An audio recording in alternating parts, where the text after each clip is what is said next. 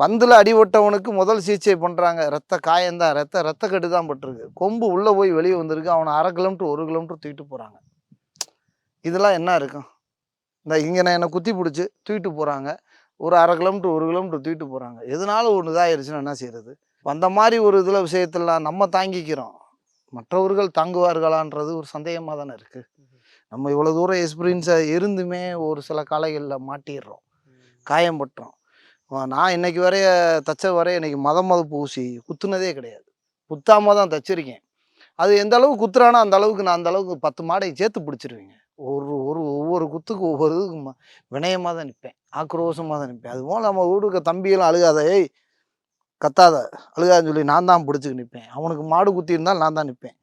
தைக்காதீங்க, நீட்டாக தைங்க, தச்சு விட்றாரு அண்ணன் இருக்கண்டா, அப்படியே தெம்பு கொடுத்து தான் அப்படி நானும் இவ்வளோ உருவாகியிருக்கேன். நம்ம கூட இருக்க 1000 வீரர்களும் உருவாக்கியிருக்கோம்.